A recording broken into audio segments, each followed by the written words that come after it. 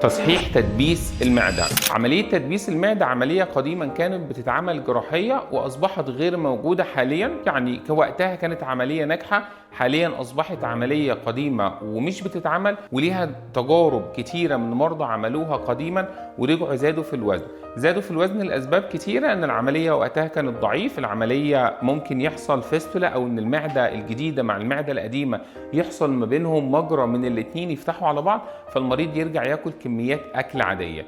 لو حضرتك عملت عمليه تدبيس معده وحصل ان احنا زدنا في الوزن تاني بعد العمليه، لينا عمليات تصحيح بنقدمها لحضرتك عشان نرجع ننزل في الوزن المره دي بدون رجوع زياده تاني في الوزن ان شاء الله. تصحيح تدبيس المعده بنعمل عمليه، اول حاجه المريض بيجي لنا في العياده بناخد منه تاريخ مرضي، نعرف منه وقت العمليه، تاريخ المريض كان وزنه كام قبل العمليه، العادات للمريض في اكله وشربه، هل المريض قلب سويت ايتر، هل المريض عنده مشاكل في التغذيه وفي الاكل محتاج تصحيح قبل العمليه مع الهيلث كوتش او لا.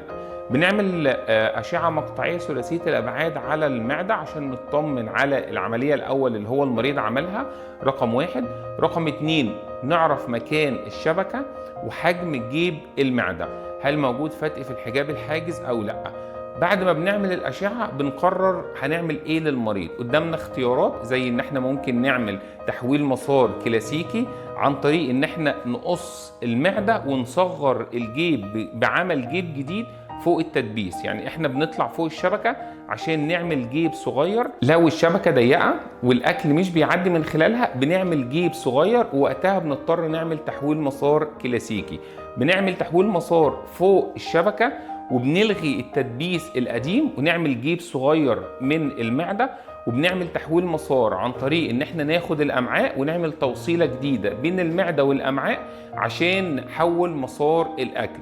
تحويل المسار الكلاسيكي بيتم فيه وصلة زيادة غير تحويل المسار المصغر، بنحول مسار عصارة الامعاء عشان المريض ما يجيلوش ارتجاع قلوي او ارتجاع مراري. ممكن عندنا اختيار تاني زي تحويل المسار المصغر لو الشبكة وسعت والتدبيس بقى كبير وحصل ان جيب المعده بقى حجمه كبير، فاحنا بنعمل تحويل مسار مصغر عادي جدا. او لو الشبكه تحت بعيده خالص وعندنا جيب كبير من المعده، وقتها نقدر نعمل تحويل مسار مصغر، برضو بنلغي التدبيس وبنعمل جيب من المعده عشان كميات الاكل تكون قليله، ونعمل توصيله ما بين المعده والامعاء عشان نعزل جزء من الامعاء ونقلل امتصاص الاكل. عمليات تصحيح تدبيس المعدة عمليات سهلة وآمنة وعمليات دقيقة ومتاحة لحضراتكم.